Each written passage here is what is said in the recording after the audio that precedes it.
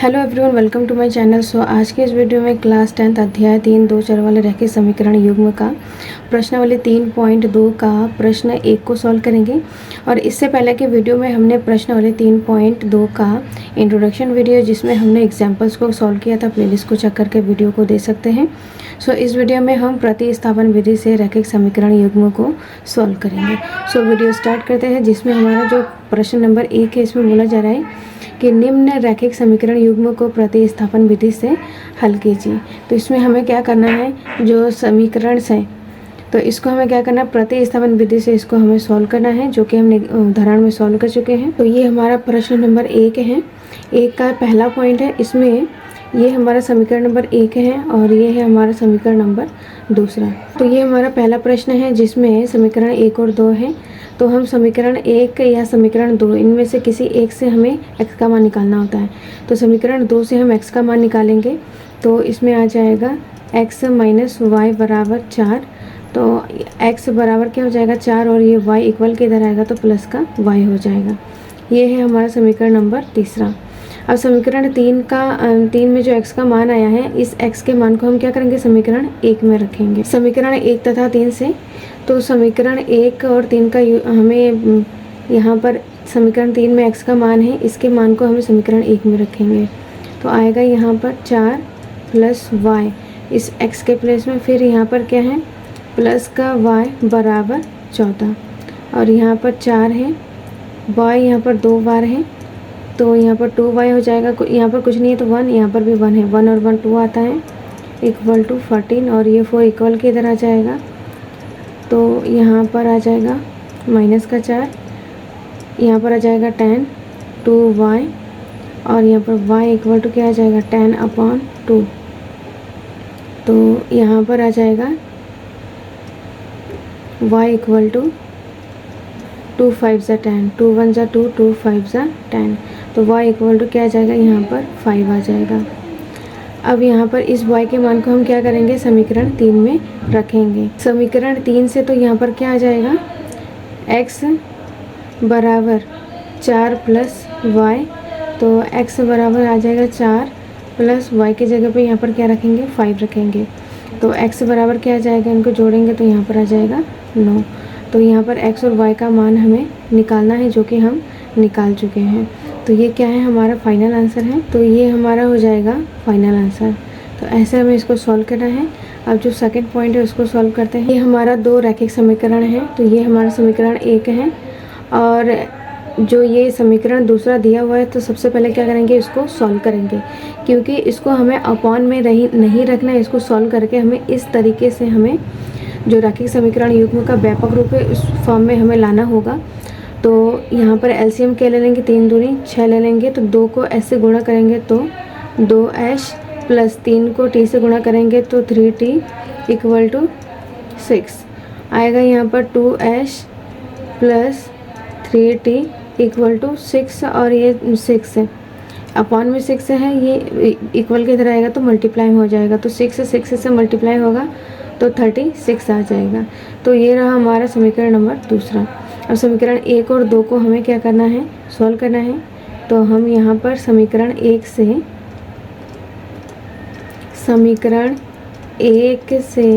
यहाँ पर क्या आ जाएगा, h minus T equal to 3 है।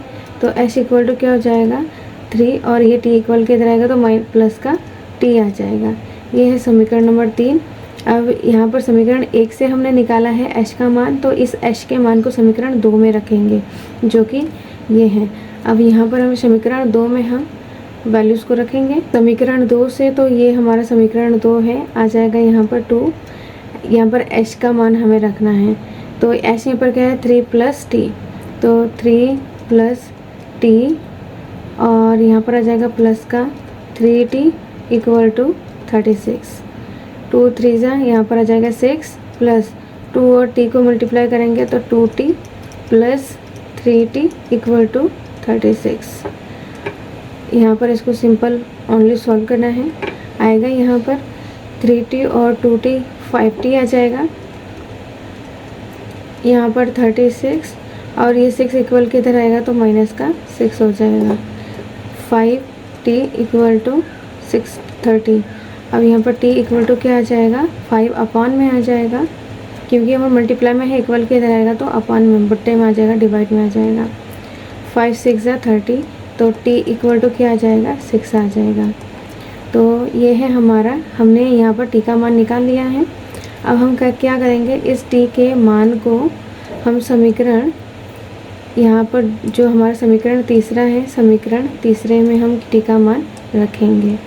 तो समीकरण 3 से, तो समीकरण 3 से हमारा क्या आ जाएगा, h equal to 3 plus t यहाँ पर क्या है, 6 है, तो h इक्वल टू क्या हो जाएगा, 9 आ जाएगा। तो इसमें हमने जो सेकंड वाला क्वेश्चन है इसको भी हमने सॉल्व कर चुके हैं और इसमें t और h का मान हम निकाल लिया है। तो इस तरीके से हमें क्या करना है, इसको सॉल्व करना है।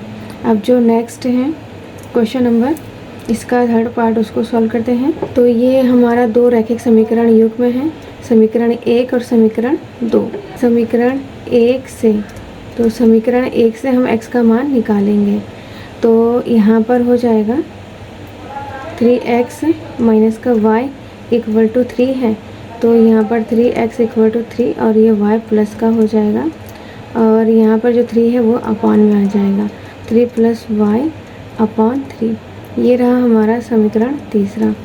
अब 1 से हमने x का मान निकाला है, तो 2 में हमें क्या करना है, समीकरण 2 से, समीकरण 2 में हमें क्या करना है, इस x के मान को रखना है। समीकरण 2 यहाँ पर क्या है, 9, और x का मान क्या है हमारे पास, 3 प्लस y बट्टा 3, और यहाँ पर है माइनस का 3, y इक्वल टू 9। इसको सॉल्व करेंगे तो 3 3 जा 9 हो जाएगा, आएगा यहाँ पर 3 और 3 प्लस y माइनस का 3y इक्वल टू 9। ये हमने निकाल लिया है। अब यहाँ पर आगे मल्टीप्लाई हो जाएगा, 3 3 जा यहाँ पर 9, यहाँ पर 3y माइनस का 3y इक्वल टू 9। तो यहाँ पर प्लस का 9 और प्लस का 3y और माइनस का 3y है, तो यहाँ पर क्या हो जाएगा, ये सॉल्व करने के बाद यहाँ पर जो y का मान है, y का मान इसमें आएगा ही नहीं, ये कैंसिल आउट होकर 0 हो जाएगा, और यहाँ पर 9 है, 9 इक्वल किधर आएगा, ये भी क्या हो जाएगा, 0 हो जाएगा। तो यहाँ पर इसको, यहाँ पर इस तरीके से आ रहा है, सॉल्व करेंगे तो यहाँ पर भी क्या हो जाएगा, दोनों तरफ इक्वल टू 0 आ रहा है। तो यहाँ पर हम a1/a2 b1/b2 c1/c2 का जो अनुपात है उसको एक बार चेक करते हैं कि क्या आ रहा है हमारा। a1/a2 क्या है, 3/9 है, 3 1 जा 3, 3 2 जा 9। अब यहाँ पर b1/b2, b1 क्या है यहाँ पर, माइनस का 1 अपान माइनस का 3, माइनस से माइनस कैंसिल हो जाएगा, तो यहाँ पर आएगा 1/3। यहाँ पर भी 3 1 जा 3, 3 3 जा 9 आएगा, यहाँ पर थोड़ा सा मिस्टेक हो गया है, यहाँ पर क्या आएगा, 3 आएगा, 3 टाइम ये कट हो रहा है, तो 1/3 1/3। अब हम क्या करेंगे, c1/c2 निकालेंगे। c1 क्या है कि जो कि ये इक्वल के इधर जाता है तो माइनस का 3, और c2 क्या है, इक्वल के इधर जाएगा तो माइनस का 9 हो जाएगा, तो माइनस से माइनस कैंसिल हो जाएगा, 3 1 जा 3, 3 3 जा 9। तो इसमें क्या है, तीनों हमारा क्या है, इक्वल आ रहा है। a1/a2 equal to b1/b2 equal to c1/c2, ये तीनों क्या है, इक्वल आ रहा है। दैट मीन्स यहाँ पर क्या हो जाएगा, अपरिमित रूप से अनेक हल। इस कंडीशन को बोला जाता है अपरिमित रूप से अनेक हल। तो रैखिक समीकरण युग्म अपरिमित रूप से अनेक हल है, तो ये क्या हो जाएगा, इसका फाइनल आंसर हो जाएगा। तो यहाँ पर एक छोटा सा मतलब चीज़ है, उसको हम समझते हैं, ये की पॉइंट है कि कब यहाँ पर रैखिक समीकरण युग्म का हल होता है। कब यहाँ पर रैखिक समीकरण युग्म का हल होता है, जब रैखिक समीकरण युग्म प्रतिच्छेद करती हुई रेखाएं होती हैं, मतलब a1/a2 does not equal b1/b2 होता है। ये कंडीशन होता है, ये क्या है हमारा, प्रतिच्छेद करती हुई रेखा, प्रतिच्छेद करती हुई रेखाएं होती हैं। तो जब दो रेखाएं आपस में प्रतिच्छेद करेगा, जिस पॉइंट पर ये प्रतिच्छेद कर रहा है वो पॉइंट क्या होता है, इस रैखिक समीकरण का हल होता है, वो पॉइंट समीकरण का हल होता है। दैट मीन्स जिस पॉइंट पर वो कट करेगा वो उसका आंसर होता है। केवल प्रतिशत करती हुई रेखा में ही इसका मतलब हल निकलता है, अदरवाइज़ यहाँ पर अपरिमित रूप से यानी प्रतिशत समांतर और संपाती दोनों में क्या होता है, इसका हल नहीं निकल पाता है। तो इस तरीके से यहाँ पर जो कंडीशन है, रैखिक समीकरण को हमने सॉल्व किया है तो y यहाँ पर कैंसिल आउट हो रहा है, अपने आप से कैंसिल आउट हो रहा है। कैंसिल आउट होने के बाद यहाँ पर हमने चेक किया तो ये क्या आ रहा है, अपरिमित रूप से आने का हल आ रहा है। ऐसे ये कंडीशन फॉलो हो रहा है। तो इस तरीके से यहाँ पर क्या हो जाएगा, इसका अपरिमित रूप से आने का हल हो जाएगा। हमें ये चीज़ ध्यान रखना है कि जब रेखाएं प्रतिच्छेद करती है तब ही इसका हल निकलता है। अब जो नेक्स्ट है क्वेश्चन नंबर 4, तो प्रश्न नंबर 4 में यहाँ पर दो रैखिक समीकरण दिया हुआ है, तो यहाँ पर पॉइंट दिया हुआ है। तो सबसे पहले हम क्या करेंगे, पॉइंट को हटाएंगे। तो यहाँ पर 0.2 है x plus 0.3 y equal to 1.3 है। तो यहाँ पर पॉइंट के बाद कितनी संख्या है, यहाँ पर 1 है। तो अगर पॉइंट हटाएंगे तो यहाँ पर क्या आ जाएगा, 1 0 बढ़ेगा 10 बढ़ेगा। यहाँ से भी पॉइंट हटाएंगे तो यहाँ पर 10 बढ़ेगा, यहाँ से भी पॉइंट हटाएंगे तो यहाँ पर 10, मतलब 1 0 10 बढ़ जाएगा। तो इसमें से ये 2x है हमारा और ये 3y बन रहा है। दोनों में 10 है तो 1/10 तो यहाँ पर कॉमन आ रहा है और इक्वल टू यहाँ पर क्या आ रहा है, 13/10 है। तो दोनों साइड यहाँ पर क्या 10 है तो 10 से 10 कैंसिल हो जाएगा। आएगा यहाँ पर 2x plus 3y equal to 13। तो इसको हम समीकरण 1 मानेंगे। अब जो ये हमारा दूसरा जो रैखिक समीकरण युग्म है, ये हमारा समीकरण 1 है, ये है दूसरा, तो ये हमारा हो जाएगा तीसरा। अब समीकरण 2 को हम सॉल्व करेंगे सेम तरीके से। तो 0.4x है प्लस 0.5y है इक्वल टू 2.3 है। यहाँ से पॉइंट हटाएंगे तो यहाँ पर 0 बढ़ जाएगा, यहाँ से पॉइंट हटाएंगे तो यहाँ पर 0 बढ़ जाएगा, यहाँ से पॉइंट हटाएंगे तो यहाँ पर 0 बढ़ जाएगा। तो 4x प्लस 5y आ जाएगा इसमें से, और दोनों में से 1/10 को हम कॉमन ले लेंगे इक्वल टू 23 ये जो 10 है। अब यहाँ पर दोनों तरफ 10 है तो यहाँ पर 10 से 10 कैंसिल आउट हो जाएगा। आएगा यहाँ पर 4x plus 5y equal to 23। ये है हमारा समीकरण नंबर 4। समीकरण 3 और समीकरण 4 को हमें अब क्या करना है, सॉल्व करना है। तो यहाँ पर आ जाएगा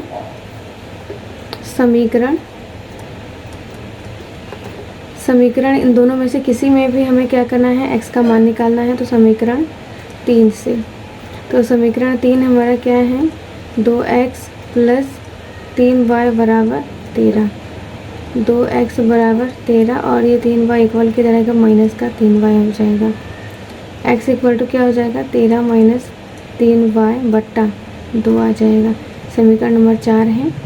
अब हमें क्या करना है, समीकरण 4 तथा 5 से, तो यहाँ पर हो जाएगा 4x, यहाँ पर क्या है 13 माइनस का 3y बट्टा 2 है।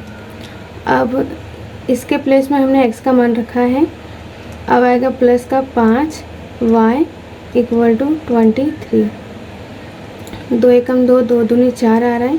अब इस 2 से क्या करना है, अंदर गुणा करना है। तो 13 दूनी 26 आ जाएगा। यहाँ पर 13 दूनी, ये 2 से अंदर गुणा हो जाएगा तो 13 दूनी 26 माइनस 3 दूनी 6y प्लस का 5y बराबर 23।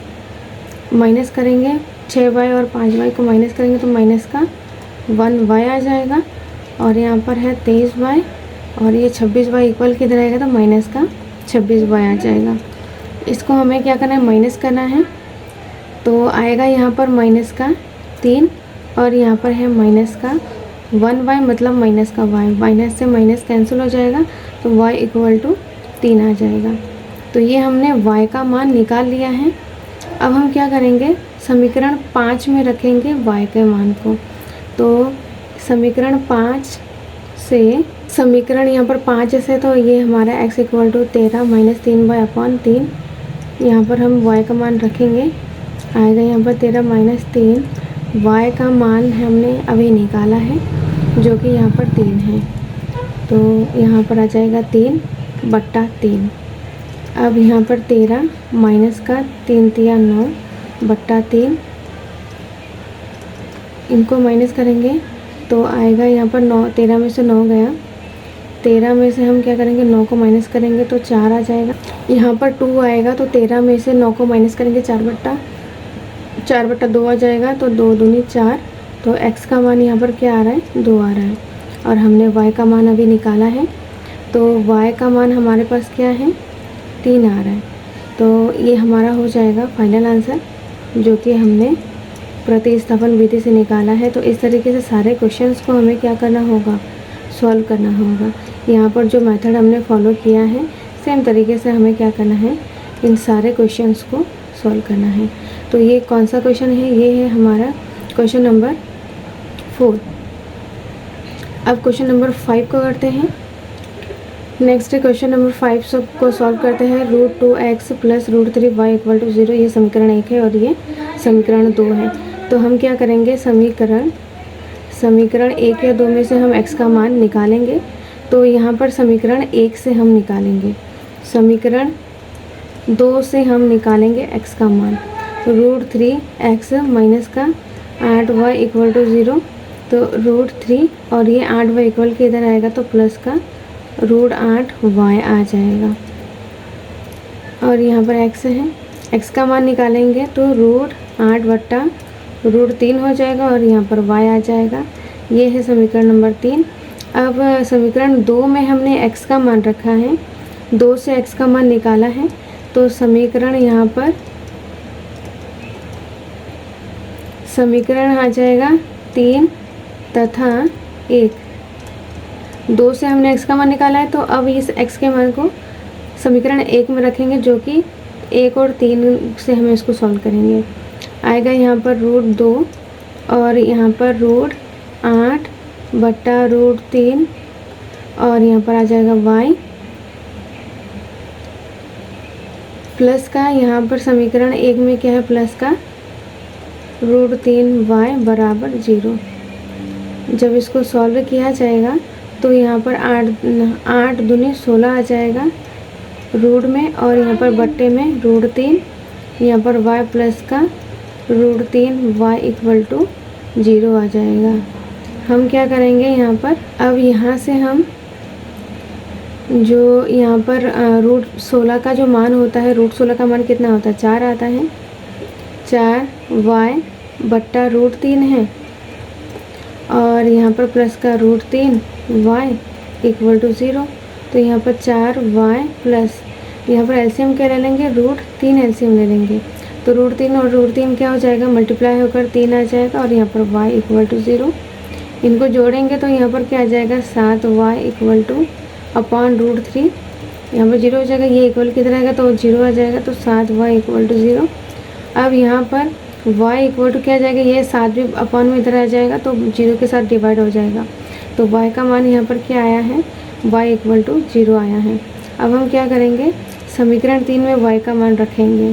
तो समीकरण 3 से, समीकरण 3 में यहाँ पर क्या है, x = √8 अपॉन √3, y का मान यहाँ पर 0 है, तो 0 से गुणा होकर यहाँ पर क्या आ जाएगा, x = 0 आ जाएगा। जब भी कोई भी चीज़ 0 से गुणा हो जाएगा तो x = क्या आ जाएगा, उसका आंसर 0 हो जाएगा, तो x = 0, y = 0। ये क्या है, इसका फाइनल आंसर है। तो ऐसा हमें क्या करना है, इन सारे क्वेश्चंस को सॉल्व करना है। अब यहाँ पर जो लास्ट क्वेश्चन बचा हुआ है, क्वेश्चन नंबर 6 को सॉल्व करते हैं। बस 2 रैखिक समीकरण युग्म दिया हुआ है, तो समीकरण 1 और 2 हमने मान लिया है, तो समीकरण 1 से हम x का मान निकालेंगे। आएगा यहाँ पर 2x प्लस का 3y = 13 है, यहाँ पर आएगा 2x = 13 और ये 3y इक्वल किधर आएगा तो माइनस का 3y हो जाएगा। x = यहाँ पर 13 माइनस का 3y और ये जो 2 है वो अपॉन में आ जाएगा। ये है समीकरण नंबर 3। अब हम क्या करेंगे, समीकरण, इस x के मान को हम कहाँ रखेंगे, 2 में रखेंगे। तो समीकरण 2 तथा 3 से हमें क्या करना है, सॉल्व करना है। तो आ जाएगा 4 और x का मान क्या है, 13 माइनस 3y बट्टा 2 प्लस का 5y = 23। यहाँ पर आ जाएगा 2 दूनी 4। तो जब इसको सॉल्व करेंगे तो 2 से अंदर गुणा हो जाएगा, तो 13 दूनी 26। यहाँ पर ये क्या है, माइनस है, और 2 तियाँ 6y प्लस का 5y इक्वल टू 23। अब यहाँ पर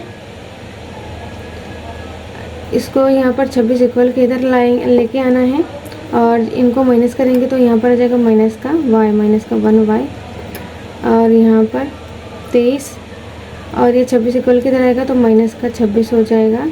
इनको माइनस करेंगे तो माइनस का 3 और माइनस का y, माइनस से माइनस कैंसिल, तो y इक्वल टू 3 आ जाएगा। हमने y का मान निकाल दिया है जो कि 3 है। अब हम क्या करेंगे, समीकरण 3, यहाँ पर हम क्या करेंगे, समीकरण 3 से